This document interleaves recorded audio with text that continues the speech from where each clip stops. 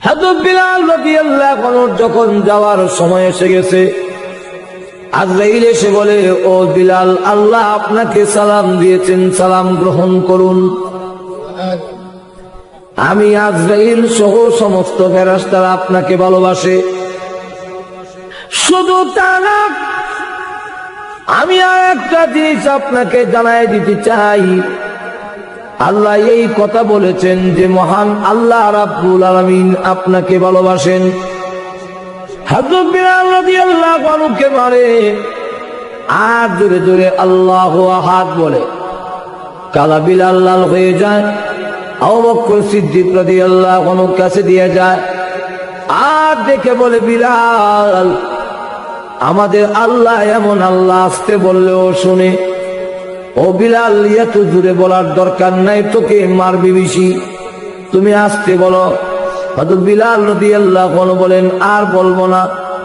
পরের দিন আবার তাকায় দেখে বিলাল রাদিয়াল্লাহু আনহুকে রক্তাক্ত করে মরা লাশের মতো রাস্তা দিয়ে টানে।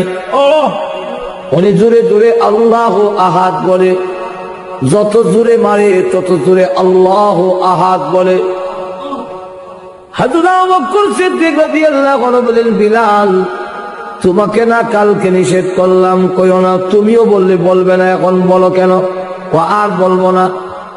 এরপরের দিন হযরত বিলাল রাদিয়াল্লাহু আনহুকে আবার দেখেন তারা মারে আর তিনি জোরে জোরে আল্লাহু আহাদ বলে। হযরত আবু বকর সিদ্দিক বলেন, বিলাল, তুমি না ওয়াদা করো যে আর বলবে না, তো বলো কেন? হ্যাঁ বিলাল, আল্লাহ রাব্বুল আলামিন তুই এমন আল্লাহ, আসতে বললেও শুনে, তুমি এত জোরে বলে কেন? হযরত বিলাল রাদিয়াল্লাহু আনহু বলেন, ও আবু বকর সিদ্দিক, এতদিন পর্যন্ত আপনার কাছে আসল কথা বলি নাই, আজকে আসল কথা বলি। আপনার সাথে ওয়াদা করি, আপনি আমাদের মুরব্বী, আপনি নবী সাহাবীর মধ্যে সবচেয়ে বড় মুরব্বী, একটা কথা বললে অমান্য করতে পারি না। কিন্তু আবার কেন ওয়াদা ভঙ্গ করে জানেন? ওই বেঈমান কাফেররা তখন আমাকে ব্যত্যাঘাত করে আর আমি জোরে জোরে আল্লাহু আহাদ বলি, তখন এত মজা, এত মধুর লাগে। ওই বেঈমান কাফেরদের নির্যাতনের কষ্ট আমি বিলাল আর টের পাই না।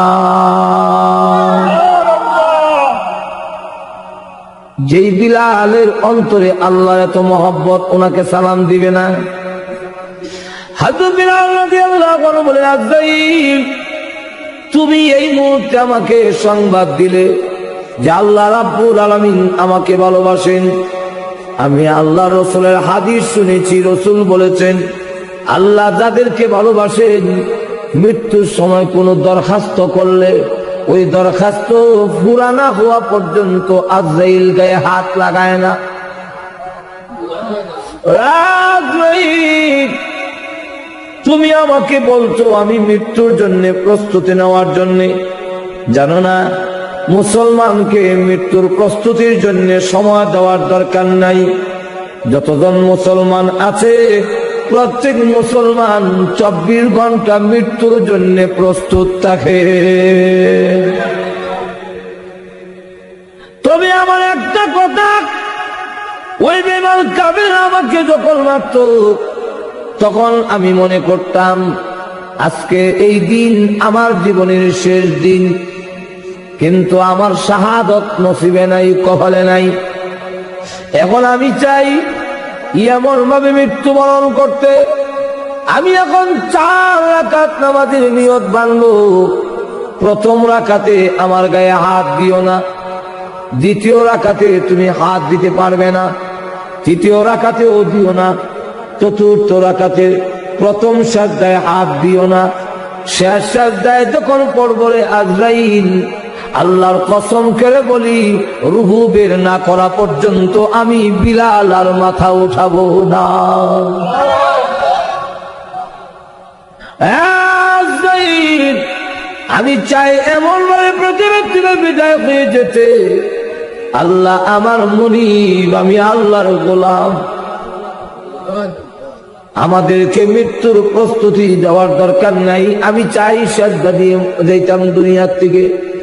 এমনি আল্লাহ ডাকতে বলেন, আজরাইল রে, আমি আল্লাহ বিলালের দরখাস্ত এই মুহূর্তে মঞ্জুর করে নিয়েছি। এখন আসুন, গেল একটা। আর একটা হলো কিয়ামতের হালত দুই ভাগে বিভক্ত আছে। পৃথিবী ভাঙা, এই আছে পৃথিবী কে বানাইছেন? সব গুম জোরে কর না, সন্দেহ আছে? দু একজনের মুখ লড়ছে, চিৎকার দিয়ে বলুন কে বানাইছেন? আল্লাহ যদি বানায় থাকে তো আল্লাহ আবার ভাঙবেন কেন? মায়া লাগবে না? নূহ আলাইহিস সালাতু ওয়াস সালাম বর্ণনার পরে আল্লাহ রাব্বুল আলামিন হুকুম দিলেন, নূহ নবী কিছু মাটির ফাইতলা বানাও। আল্লাহ বানাইছি, ভাঙল, বলো মায়া লাগে। আল্লাহ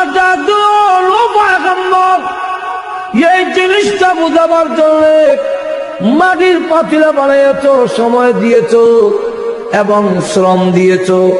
এতে যদি ভাঙতে মায়া লাগে, আমি তোমার বন্যা, তুমি যে বন্যা কামনা করেছো, বন্যা দিয়া প্লাবন দিয়া তাম পৃথিবী যে আমি আল্লাহ বাংলাম, আমি আল্লাহর কেমন মায়া লেগেছে।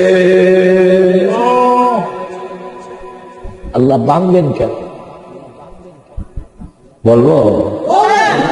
ভাইরা আমার, লক্ষ্য করে দেখুন কেন ভাঙবেন। ভাঙার কারণটা হইল, মনে করেন আপনাদের বাসুদেব এলাকার ভিতরে একজনকে সৌদি আরব অথবা কুয়েত, কাতার নিব, 3 লাখ টাকা নিচে কাতার নেওয়া যাবে, বেতন 50 লাখ চাওয়া হবে।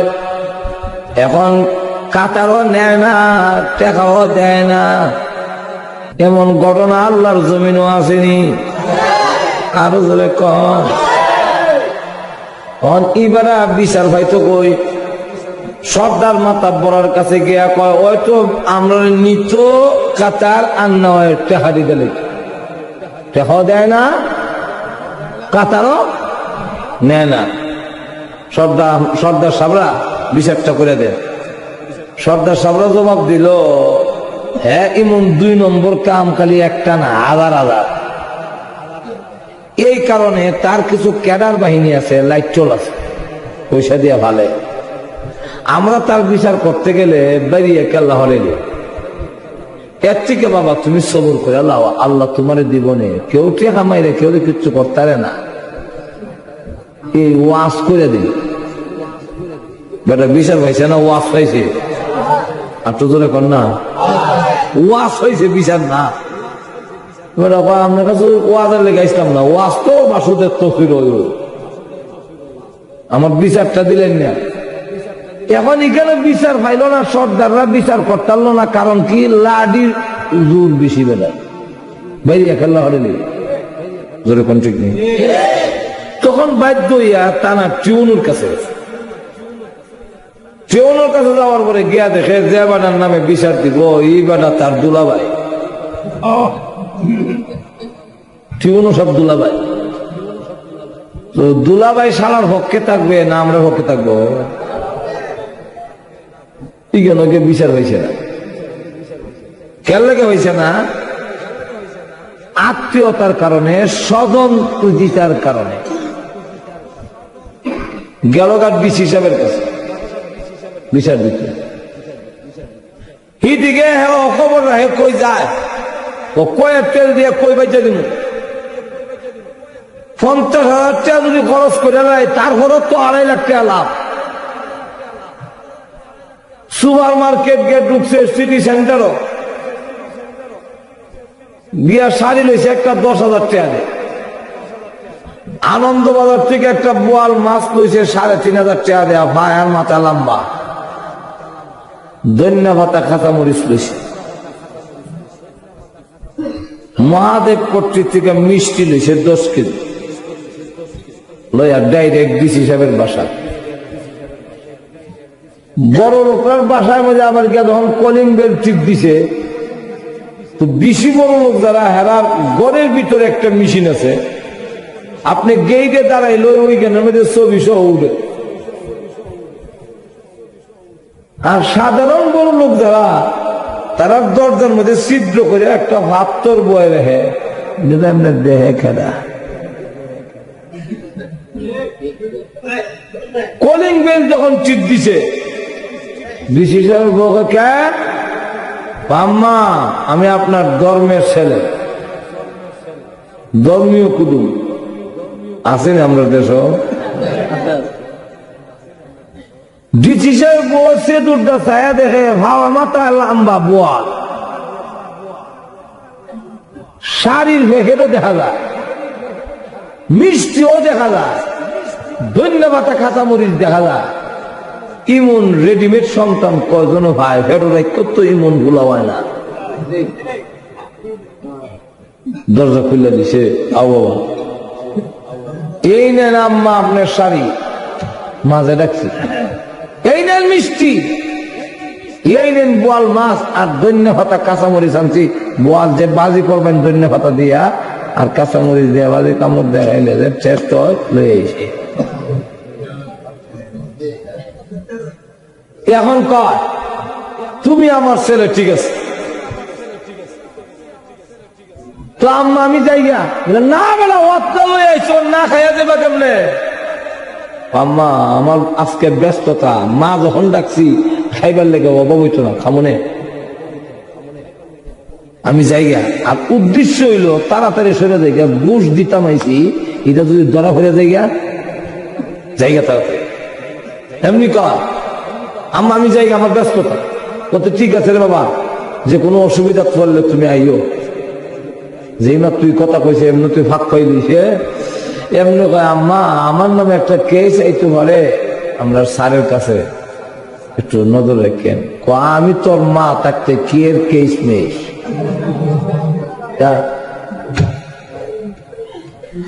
ডিসি সাহেব যখন বড় হয়েছে, বিন্নি ভাত ভাগ করিয়া, বিন্নি ভাত বুঝেন তো আপনারা, আর বোয়াল মাছের ফেটি যখন দিছে, এরপরে বোয়াল মাছের ফেটি দিয়া খায়, কাঁচামরিচ কামড় দেয়, ভালো লাগে, মজাও লাগে, খাইছে খুব ইচ্ছা মতে। এরপরে দিছে নিয়া রসগোল্লা, কাটা চামচ আর ডাইরেক্ট রাত পয়সা লাগান ঢুকায় খাইতে খাইতে বলা পর্যন্ত আইসে গামছা দিয়ে হাত মুজে আর করবো, ওদিনে ফেরতে খাইছি। আচ্ছা বালা, এখন বেগম সাহেব দাঁড়াইয়ে কয় যে অমুক গ্রামের অমুক নামে, তার নামে কোন কেস আপনার পড়ো হইতে পারে? কই গেছে কেস দালাইছে, দিয়াটা হোক, যেভাবেই হোক কেসটা তার পক্ষে রায় দিতে। হ্যাঁ কও কি, আমি একটা জেলার দায়িত্বশীল, এখন বিচার বিভাগ আলাদা করছে। আর না হয় আগে নির্বাহীর হাতে ক্ষমতা ছিল, ডিস হিসাবে কইতো কোন আকিম কোন হানো বইব, কেমনে চেয়ার বদলাইব, উল্টা হল্টা কয়া রায় দেওয়াইব, ক্ষমতাটা ছিল ডিসির হাতে। এখন আপনি যেভাবে উল্টা পাল্টা করে দিবেন, হ্যাঁ আমি একটা জেলার দায়িত্বশীল, সকল আমার সমান, আমি করবো করবো। দেখো মুদা গলায় আওয়াজ করো না, যদি না হারো তাহলে আমার রসগোল্লা, বোয়াল মাছ, ধন্য পাতা, কাঁচামরিচ ফিরত দেলাও।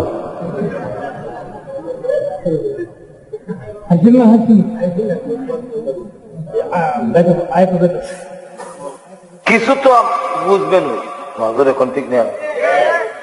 এখন দেখা গেল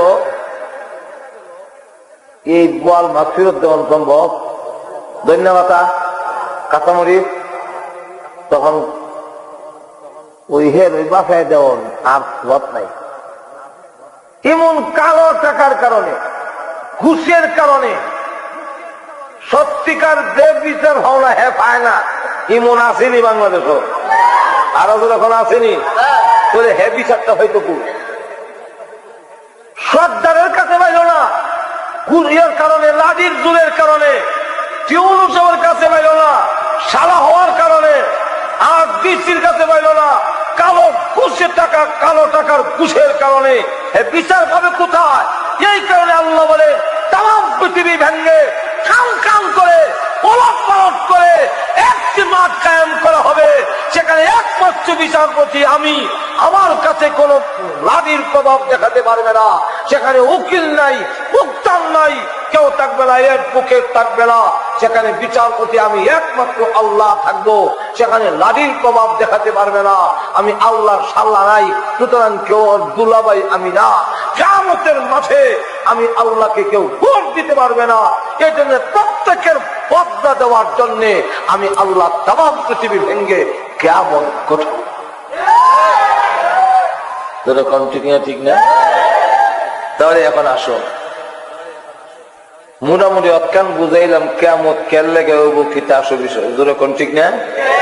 এখন আসুন, ব্যক্তিগত কিয়ামত, সমষ্টিগত কিয়ামত কোন দিন হইব কেউ জানে না, কিন্তু কিছু নিদর্শন আল্লাহ দিয়ে দিচ্ছেন। আল্লাহ কোরআনে বলেন, قد جاء أشراطها, সত্যগুলো পাঠাইয়া দিয়েছি, কিছু আলামত, কিছু নিদর্শন পাঠাইয়া দিয়েছি, এইগুলা দেখে দেখে যদি সতর্ক হয়ে যাও তাহলে গজব থেকে বাঁচতে পারবে।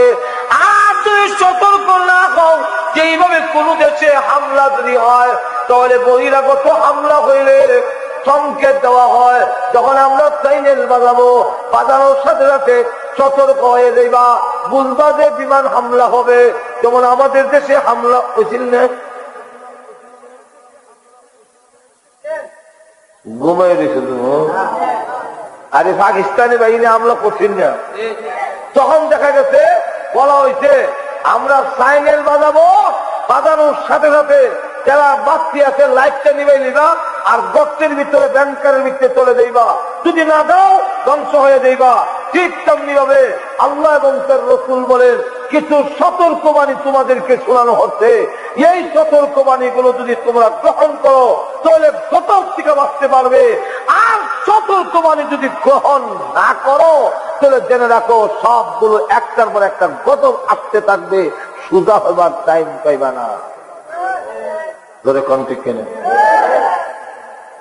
এই নিদর্শনকে আবার প্রথমত দুই ভাগে ভাগ করছে, ধরে কোন কবাক আরো ধরে কর, অসুবিধা হইতেছে নি, চাইতাছি অসুবিধা হইতো আর আমি দেখলাম না, অসুবিধা হইতেছে নি। তাহলে এখন আসুন, আলামতকে নিদর্শনকে দুই ভাগে ভাগ করছে। একটা আলামত হইল যে এটা যে আইতাছে আহ্বানের আলামত, আরেকটা আলামত হইল, নিদর্শন হইল ও শুরু হইলে কিতা হইল। বুঝলেননি আমার কথা? একটা হইল আহ্বানের আলামত, আরেকটা হইল আয়া হলে কিতা হইব। তখন কেমনে বুঝতাম যে কেমন ঘূর্ণিঝড় হয়ে গেছে, এটার নাম কিতা না ঝড়। আল্লাহ, এখন বলে আবার নার্গি চাইব, কোন দিনে আবার তাসলিমা এ করে না নামে আসে, এই যে বিভিন্ন নামে আসবে। আল্লাহু আকবার। এখন সতর্কবাণী জানানো হচ্ছে যে এইভাবে সতর্ক তোমাদেরকে দেওয়া হচ্ছে, যদি সতর্ক হয়ে গেলে কি করবো। একটা হইলো আইতাছে, আর একটা হইলো আইলে কি হবে। এটা কেমনে বুঝতাম যে শীতল কি কেমন নাকি কোন কেমন, হৃদয় রমা একটা ঘূর্ণিঝড়ের মতো হবে। আল্লাহ রাব্বুল আলামিন এক আয়াতে বলেন, ইন্না জালজালাতাস সাআতি শাইউন আযীম।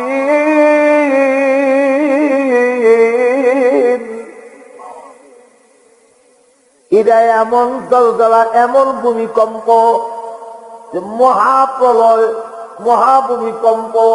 এটা হইলে কি হবে বলবো পরে, আগে আসুন যাই আসনের কিছু আলামত।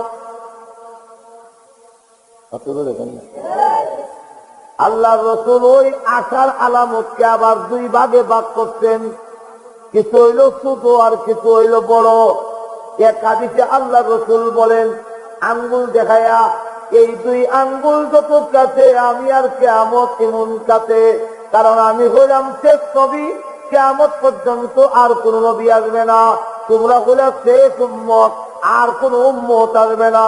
তোমাদের মধ্যে পৃথিবী ধ্বংস হয়ে যাবে। ও আমার উম্মতেরা, সতর্ক হয়ে যাও। যেরকম ঠিক কিনা। আর এক হাদিসের মধ্যে আবু হুরায়রা রাদিয়াল্লাহু আনহু থেকে বর্ণিত লম্বা হাদিসে 15টা আলামত উল্লেখ করেছেন। 1 নম্বর হলো ইদা তুখিদাল ফাইউ দিওয়ালাহা, যখন দেখবে জাতীয় সম্পদ সরকারি সম্পদকে নিজস্ব সম্পদ মনে করিয়া লুচ্চা ভাচ্চা খাওয়া শুরু হইব, তখন মনে করবে কিয়ামত গনাইয়া যখন আইব না আইতাছে, আরো যখন আইতাছে এরকম কইছিনি এখন না। খলিফাতুল মুসলিমিন ওমর রাদিয়াল্লাহু আনহু, আমারও অসুবিধা হইছে, খলিফাতুল মুসলিমিন ওমর রাদিয়াল্লাহু আনহু ল্যাম্প জ্বালাইয়া কুপি জ্বালাইয়া হিসাব করতেছেন। ঢুকছেন হযরত আলী, আসসালামু আলাইকুম ইয়া আমিরাল মুমিনিন। ওয়া আলাইকুম আসসালাম আলী। নিজের কাজে আইছো না জনগণের কাজ লই আইছো? হযরত আলী বলেন নিজের কাজে আইছি। এমনি বাতিটা নিবাইয়া কয় কি কইবা কইয়া লাও। আমার কখনো সুযোগ দিছেন না আমার অপমান করলে? বাতি নিয়ে ফেলেছেন, আপনার গরুর ঢুকে যদি বাচ্চারা নিয়ে ফেলেন, হুজুর খেলে গাইছেন বলে একটা কাজে আইসলাম বলে কোন কইয়া বাচ্চারা নিয়ে ফেলেছেন। হয়তো আমি কমো আমার বেইজ্জত করতেন, আর নিলে বুঝুম আপনার লাগান বহিল আল্লাহ জমিন আর যেরকম ঠিক নেই। আপনি আমাকে অপমান করলেন, বললি কত টাইম নাই, চলে যান। তা না করে বাচ্চারা নিয়ে গেলেন। উনি ডাক দেয়া বলে আলী, এটা তোমার ইজ্জত করি নাই, এটার নাম হলো জবাব দিকি তার ভয়। রে আলী, এতক্ষণ পর্যন্ত এই জনগণের তেল জ্বালাইয়া এরার কুবি দড়াইয়া এরপরে আমি হিসাব করতেছিলাম, জনগণের কাজ করতেছিলাম। এই মুহূর্তে তুমি আইছো তোমার ব্যক্তিগত কাজে। এখন তোমার আর আমার ব্যক্তিগত কাজ যদি দেশের জনগণের কুহি, দেশের জনগণের তেল জ্বালাইয়া তোর আর আমার ব্যক্তিগত কাজ যদি সমাধা করি, কিয়ামতের কঠিন ময়দানে আসামির কাঠ গড়া দাঁড়াইয়া আল্লাহর কাছে আমি উমরের জবাবদিহি করতে হবে। এটা পারতামও না, এর লেগে বাপ্তি নিয়ে ফেলিস। আর আমরা দেশের নিয়ম হইল জনগণের তেল জ্বালাইয়া শ্বশুর বাড়ির যাবে। ধরে কন্যা আইসিনি অনেক গজ ধরে কন্যা আইসিনি, এটা অনেক ঘটনা, অনেক টাইম নেই। হলো একটা না, একটা পয়েন্ট পেয়েছি, একটা না রাইট হইব। হ্যাঁ রাজি আছেন? আরো দরকার রাজি আছেন? আসলে নিয়ত করে আসলাম, আর কোন দাওয়াত রাখছি না পরে না। কিন্তু কিসমতটা দিছিল, আসমতটা দিছে না। এখন দেখা গেল 1 নম্বর ইদা তুখিদাল ফাইউ দিওয়ালা, জনগণের সম্পদকে নিজস্ব সম্পদ বানায়া নিবে, গেল একটা। 2 নম্বর হল ওয়াল আমানাতু মাগনামা, আমানতের খেয়ানত করবে। যদি আমানত আবার কয়েক প্রকার, টাকা যদি আমানত রাখেন তো মনে করবো মাগনা হয়েছি, বিনা পরিশ্রমে আস্থা দিলে। একটা কথা যদি কইয়া কইলে ভাই আপনার কাছে কইছি আর কেউর কাছে কইয়েন না, বড় দুঃখটা কইলাম আপনার কাছে, আর কইয়েন না কেউর কাছে, কইয়া বাড়ির যাইতে পারবেন না। বা সুদব বাজার বইয়া কইছিলেন, বাড়ির যাইতে যাইতে দেখবেন দেশের অবধি জেনে নিস। ঠিক নেই। আরেক সাহাবী শুধু কইও না, রাসূল বলছিলেন কইও না, বনি কুরাইজার ব্যাপারে কি সিদ্ধান্ত নিছি এটা কইও না, তোমরা লুকায় রেখো। কিন্তু এক সাহাবী আত্মীয়তার কারণে ওই আর কইলেছিল ইশারায়, মুখ দিয়া না কইয়া। ঘুমাইলেছেন নি? ঘুমাইলে দেখবেন না, কিছু দেখানো লাগে।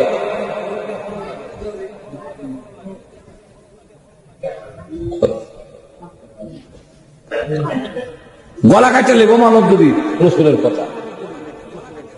সাথে সাথে আবুলু বাবা ইন্না লিল্লাহ, আমি তো আমানতের খেয়ানত করলেছি। একটু জোরে কন্যা সুবহানাল্লাহ।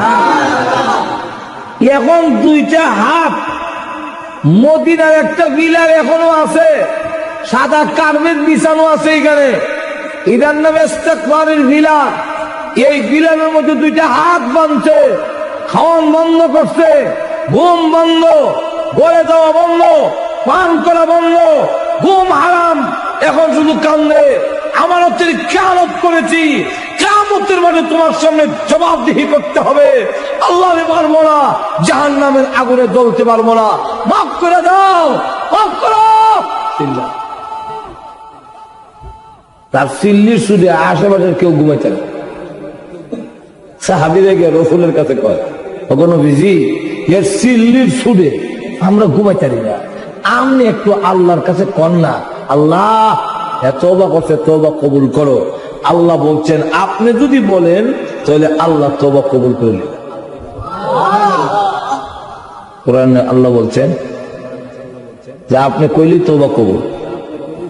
রসুল কয়, আমি কইতাম না, মাফ আনতারলে আমার কোনো আপত্তি নাই, কিন্তু মাফ করুক এটা আমি কইতাম না। কেন করলো কে লেগে? কথা ছিল না, কইতো না, কইলে কে লেগে? এখন চিন্তা করে, একদিন কান্নাকারি করার পরে গভীর রজনীতে আল্লাহ আয়াত নাযিল করে বলেন, নবী গো, আবুল বাবাকে জানায়া দিন আমি আল্লাহ তার জিন্দেগির গুনাহ মাফ করে দিয়েছি।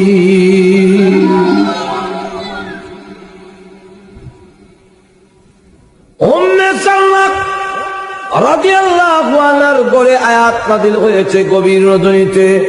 উম্মে সালমা রাদিয়াল্লাহু আনহা ডাক দিয়ে বলেন, আল্লাহর নবী গো, আপনি তো সকালে বলবেন ফজরের সময়, আর সহ্য হয় না, আবুল বাবা মরণাপন্ন হয়ে গেছে, আমাকে অনুমতি দিলে আমি ডাক দিয়ে কইয়া দিয়াই তওবা কবুল হইছে, আর কান্দিস না।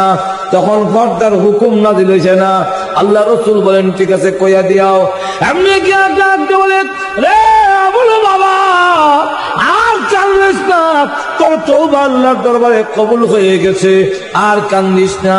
আবুল বাবা এই ঘোষণা দিয়া আত্মীয় স্বজনের কাছে বলল, তোমরা যাও, তার রশির বানটা কল্লা বাড়িতে নিয়ে আসো, তার তওবা কবুল হয়েছে। আত্মীয় স্বজনরা দৌড়ে গিয়েছে, রশি গিয়া ধরছে বান করে দেওয়ার জন্য। আবুল বাবা ডাক দিয়ে বলেন, আমার রশিতে তোমরা হাত দিতে পারবে না।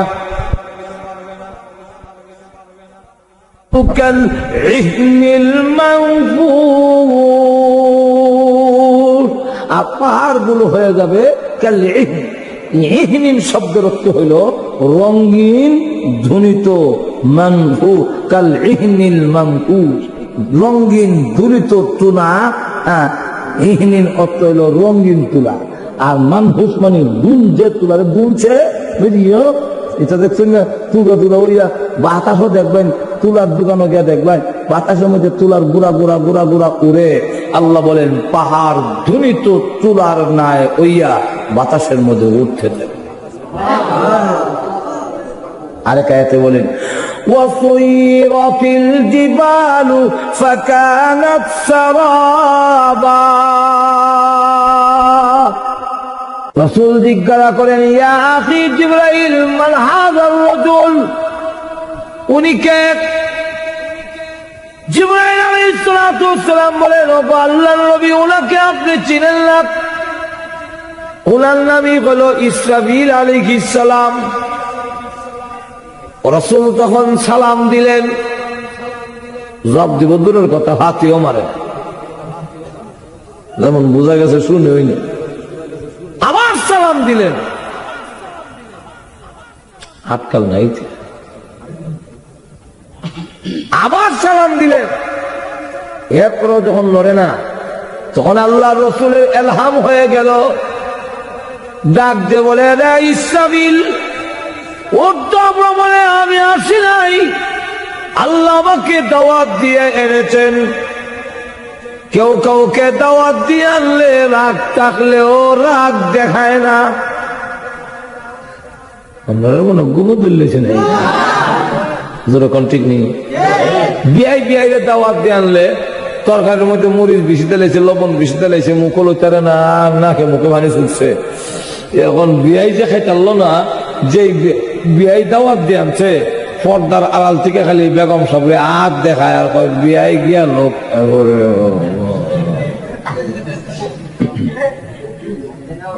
যেরকম ঠিক নেই, এরপরে আর দেখছি রাখতাম না, বেরিয়ে ভেঙে গেলাম, ওখন বানতাম না বিয়ের সম্মানে।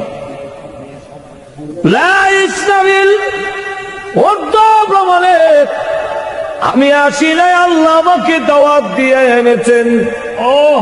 সুতরাং এই মুহূর্তে তোমাকে সিংহায় ফু দিয়ে তামাম পৃথিবী ধ্বংস করার জন্য মহান আল্লাহ হুকুম দিবেন না। তুমি আমার সালামের জবাব দিতা, এমনি সিংহে সরে এখন ওয়ালাইকুম আসসালাম ইয়া রাসূলুল্লাহ ইয়া হাবিবাল্লাহ। ওগো আল্লাহর নবী, আপনার প্রথম সালামি শুনেছি, কিন্তু জবাব দেই না কেন জানেন? আল্লাহ আমাকে বলেছেন সিংহা মুখে ধারণ করে তোমার আর কোনো ডিউটি নাই। ডিউটি হলো অপেক্ষা করতে থাকবে গভীর মনোযোগ সহকারে। আমি যেই সময় অর্ডার দিব, একটা সেকেন্ড ইদিক সিদিক হতে পারবে না, তুমি হু দিতে হবে। আপনি যে আমাকে বারবার সালাম দিচ্ছেন, আমি তো জানি না কোন সময় হু দিতে হবে, সময় তারিখ আমাকে আল্লাহ বলেন নাই। এই কারণে আমি আপনার সালাম শুনে জবাব দেই নাই। যদি ওয়ালাইকুম আসসালাম ওয়া রাহমাতুল্লাহ বলতে যাই, আল্লাহ যদি ওই দিক থেকে বলেন ইসরাফিল সিংহায় ফু দাও, আল্লাহর হুকুমটা পালন করতে দেরি হবে বলে আমি আপনার সালামের জবাব দেই না। ইসরাফিল কয় আমিও জানি না কোন সময় ফু দিতে হবে। আল্লাহ রাব্বুল আলামিন কেন লুকায় রাখলেন বলবো? আল্লাহ নিজেই কারণ বলছে। কেন? ওই এক নম্বর হলো, যদি মানুষের মরণের তারিখ লুকায় না রাখা হয়, তাহলে পৃথিবীর নিজাম ঠিক থাকবে না, পৃথিবীর শৃঙ্খলা ঠিক থাকবে না। কেমনে? মানুষ যদি জানিয়ে লাগ সে জানুয়ারি 2000 সালের জানুয়ারির 15 তারিখ মারা যাবে, তাহলে জানুয়ারি 2019 সালের ডিসেম্বর পর্যন্ত রেল লাইনের মাঝখানে গিয়া হারাইয়া থাকবো। ট্রেন আইলো হু দিয়া লড়াই যাচ্ছ না, কারণ হে জানে মরতো না, ট্রেন উপরে গেল।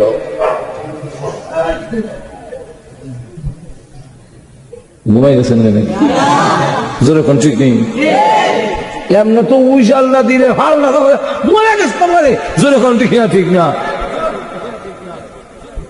এই সময় আমি তো জানি মরতাম না, ডিসেম্বর 2000 সালের জানুয়ারির 15 তারিখে না মরুম, এর আগে ট্রেন উঠে গেল তো মরতাম না। তাহলে আমি লোক লাভ কিতা হুয়াইলো কাম জোরে কোন ঠিক না।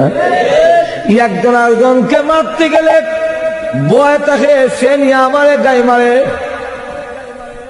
এখন যদি জানালায় মরতো না, তারিখ জানেন, আপনার তারিখ যদি আপনি জানেন, তাহলে আমাকে মারতে গিয়ে আপনি দ্বিধাবোধ করবেন না, কারণ আমি গায়ে দিলেও অসুবিধা নেই, আপনি মরবেন না। এক নম্বর খারাপ, মানুষের আইন শৃঙ্খলা পৃথিবীর ঠিক থাকবে না।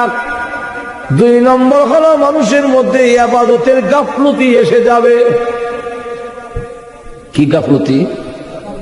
ইবাদতের মধ্যে গাফলতি কেমনে আইব?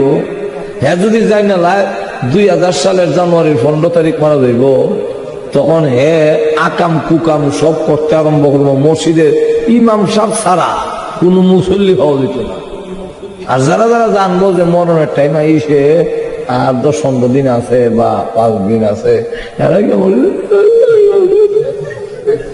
আর বাকি সব নাই নাইস গান তামসা এগুলোর মধ্যে লিপ্ত থাকবে। মানুষে এগুলা মসজিদ হইতো না, কারণ হেজানে মরতো না হন আর বাকি আছে। আর যখন দেখবো যে জানুয়ারি 2000 সালের ডিসেম্বর ভরিয়া জানুয়ারি আমাই গেছে, তখন হেজে গিয়া গাছটি গুছি মসজিদে আমাইয়া যে তোবা কবা কান্নারি করবো, আর আমি মরবরা পর্যন্ত বাড়িতাম না। এত আগ থেকে নামাজ পড়ানোর কোনো দরকার নাই। মাত্র 15 দিন হইয়া তোবা করলে আলিমুলামা কইছে চোখের পানি ছেড়ে দিয়ে কান্না আল্লাহ সব মাফ করে দিলায়, তো সব মাফ হয়ে যাবে। অত আগ থেকে নামাজ পড়ানোর কোনো দরকার আছে? যেরকম ঠিক নেই। থানবী রহমতুল্লাহ একটা এক্সাম্পল আনছে, কইতাম না এক্সাম্পলটা? এক্সাম্পলটা হইল একবার আজরাইলের সাথে দেখা হয়েছে। আল্লাহ রসুল বলেন প্রত্যেকটা মানুষের দরজায় আজরাইল দৈনিক 5 বার আসে। কবার? ইয়াকিফু আলাল বাব 5 মাররাত। আমরার খবর নাই, আজকেও আমরা সাথে আজরাইলে 5 বার দেখাশোনা করে গেছে। কবার দেখা করে গেছে? 5 বার। এখন আজরাইল সাথে একবার দেখা হয়ে গেছে। আজরাইল আসসালামু আলাইকুম। ওয়ালাইকুম সালাম। আপনি কে? আমার নাম আজরাইল। ও বড় ভালো হয়েছে, আপনার আমি অনেকদিন ধরে বিচার চাচ্ছি। খেললে গিয়া আমার মরবার আগে একটা সংবাদ দিয়ে আইবেন। 2 বছর আগে, 2 বছর আগে একটা সংবাদ দিতে কচ্ছে জীবনে। এইবারে আজরাইলের সাথে চুক্তি করে যে সিনেমা অলগে আমাইছে আর বাড়িতে সব পাপা তারা এমন ভাবে লিপ্ত হয়েছে আর বাইর না। আর অপেক্ষা ও কেন? আপনারা কইছেন 2 বছর আগে সংবাদ দিয়ে আইবেন। সংবাদ তো দিছি, আমি তো সংবাদ পাইছি না। আমার সাথে যেদিন দেখা হয়েছিল তোমার চুল দাড়ি কেমন আছে বলে কালা, এখন সাদা। সিডি দিছি না তোমার ঠিক হয়ে যাও। আমার সাথে যেদিন দেখা হয়েছিল তোমার দাঁত কটা আছে? 32টা। এখনো কটা আছে? 16টা আছে আর 16টা নাই। সংবাদ দিছি না? আমি তুই তো বুঝছি না। আজরাইল যে সংবাদ বুঝে না এর গলা চিপা দেওয়ান ছাড়া আর কোন উপায়, উপায় নাই। আমি তোমার গলা চিপা দেওয়ান লাগে। এই যে বেটা আজরাইলের সাথে চুক্তি করিয়া এখন গুনার কামে যদি মানুষের মননের তারিখ, পৃথিবী ভাঙ্গনের তারিখ আল্লাহ প্রকাশ করে দিত, মানুষের মধ্যে তখন ইবাদতের গাফলতি এসে যাবে। কেমনে? আমি জানি না আজকের রাইতো আমার মৃত্যু হতে পারে, সুতরাং নামাজ এখন থেকে ফরজ দরকার। সুদ ঘুষ এখন থেকে চাইরা 24 ঘন্টা মৃত্যুর জন্য প্রস্তুত থাকা। নামাজ পড়ন যেমন ফরজ, মৃত্যুর জন্য প্রস্তুত থাকাও। আপনি জোরে কন্যা ফরজ নেই।